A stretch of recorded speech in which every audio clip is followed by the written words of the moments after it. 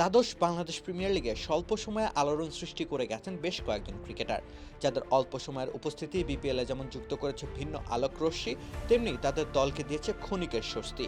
এমন সব তারকাদের মধ্যে অধিকাংশই বিদেশি। তাদের একটা তালিকা তৈরি করেছে খেলা ৭১। এবারে বিপিএলে অ্যাডাম রসিংটন খেলেছেন মোটে ৬ ম্যাচ। এই ৬ ম্যাচে তিনি নিজের ছাপ ফেলে গেছেন। ১৩৯.৪৫ স্ট্রাইক রেটে ২৫৮ রান করেছেন তিনি ৬৪.৫০ গড়ে। ৩50 ছাড়ানো ইনিংসে তিনি চট্টগ্রাম রয়্যালসকে ফাইনাল খেলার মানসিক পুঁজি যোগান দিয়েছেন। তবে চোটের কারণে মাঝপথেই তাকে ফিরতে হয়েছে নিজ দেশে। সাইফজাদা ফারহানের বদলি হিসেবে রাজশাহী ওয়ারিয়র্স মোহাম্মদ ওয়াসিমকে দলে অন্তর্ভুক্ত করেছিল। মাত্র ৪ ম্যাচেই তিনি প্রত্যাশার স্ফুলিঙ্গ জেলে দিয়ে যান। ২50 ছাড়ানো ইনিংসের কল্যাণে তার ব্যাট থেকে এসেছে ১৮৮ রান। ম্যাজিক হার্বাল টুথপেস্ট দূর করে দুর্গন্ধ সৃষ্টিকারী দাঁতের সমস্যা। ইয়েস, দেখাও তোমার ম্যাজিক। প্রায় ১৫৫ স্ট্রাইক রেটে ৬২.৬৬ গড়ে রান সংগ্রহ করেছেন তিনি। রাজশাহীর শিরোপা জয়ের রাস্তায় কোনো প্রতিবন্ধকতা সৃষ্টি হতে দেননি।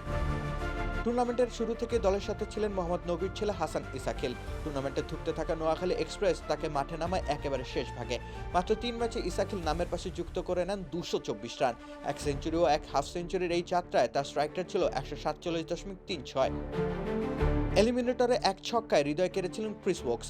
শেষ বলে ৬ রানের সমীকরণ মিলিয়ে তিনি সিলেট টাইটান্সকে দেখিয়েছিলেন ফাইনালের স্বপ্ন। এর আগে অবশ্য বল হাতে তিনি রংপুর রাইডার্সের বিপক্ষে ছিলেন দুর্ধর্ষ।